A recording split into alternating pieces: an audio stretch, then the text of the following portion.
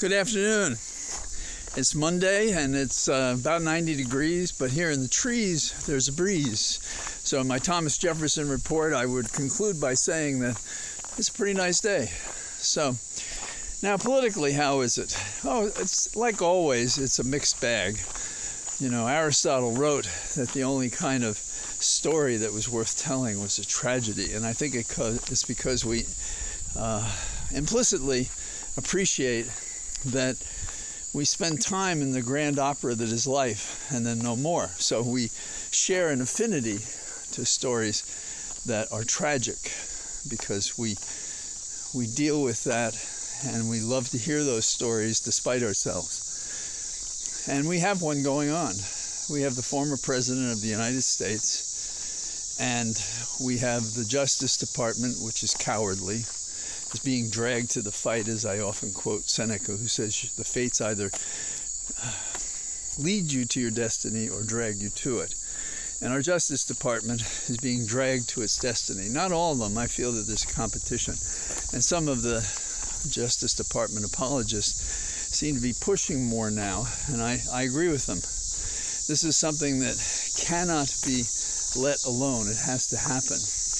And we have this Trump judge who directed that she would think about appointing a special master, having never heard from the Justice Department, and to have them screen the materials. Well, it turns out that the Justice Department has screened those materials.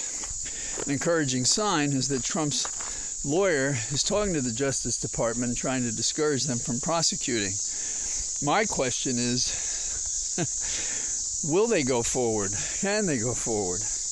We have Lindsey Graham out there, saber rattling, saying that if you indict Trump, why, there'll be riots in the street. Yes, and if there are riots as opposed to just protests, then we should deal with them as we failed to do before.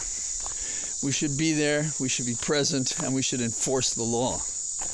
Also, the threats to witnesses, we shouldn't say, oh my God, if we go forward, there'll be more threats to witnesses. We're supposed to protect people from the threats to witnesses. That's obstruction.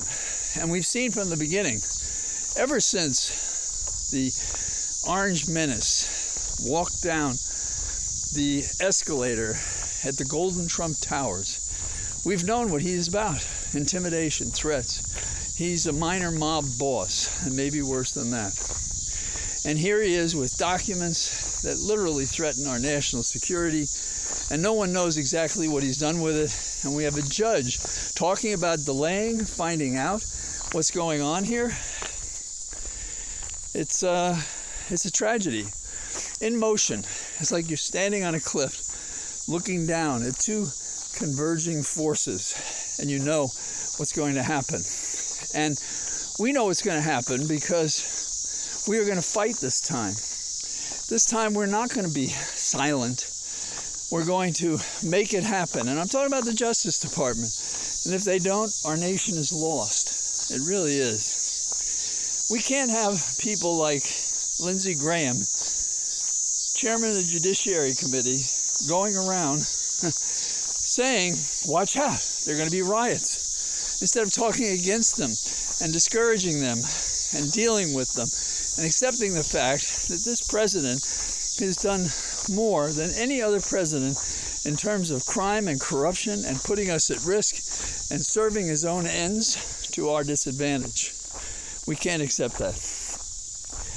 I am sorry that the rocket didn't go off today, but the whole idea is to test it so that it's safe when we put men and women in the rocket to go to the moon as a staging ground for living on another planet, the ultimate objective, Mars. And I understand Matt Damon is recruiting to be on that mission.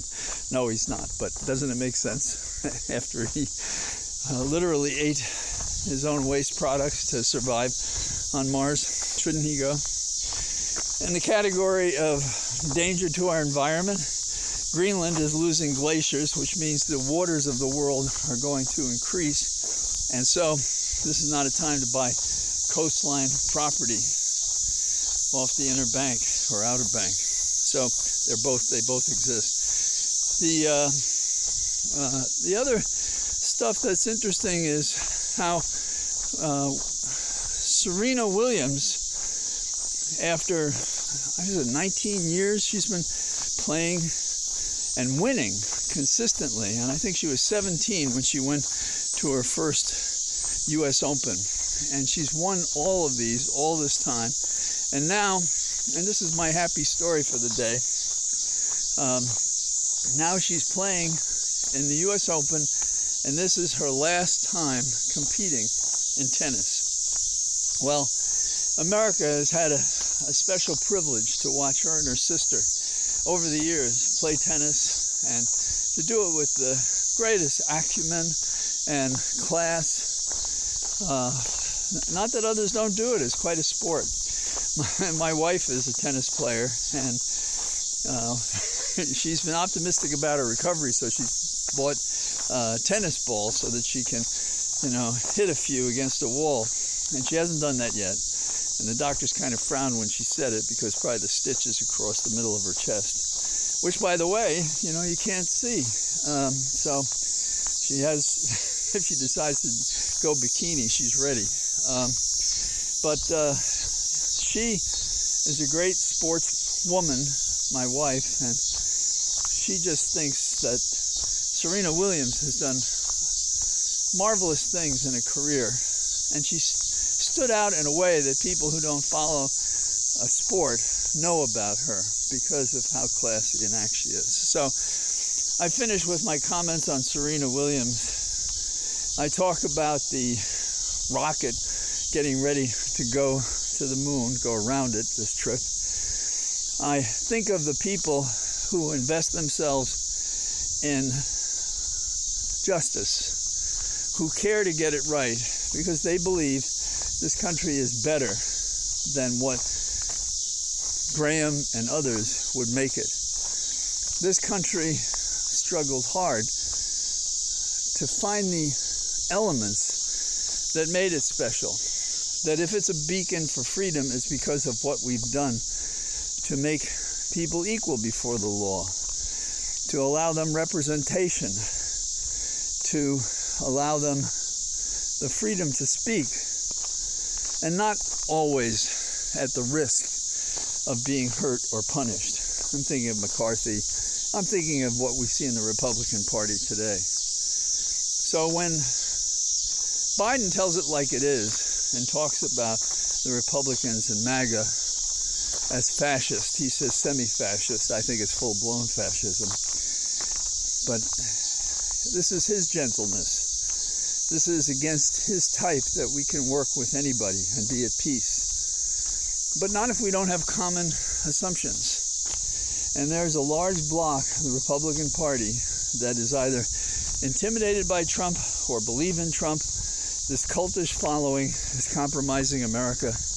And I'm glad to see Biden pushing back in his own manner, in his own character, in his own personality. I think all of us have to do this, and we have to push back when there are threats of riots rather than just protests. And I don't think we can stop until we stamp out this cancer in America. So, with that, I want to thank you for spending a few moments with me in my cathedral of trees. Talk to you tomorrow. Bye-bye.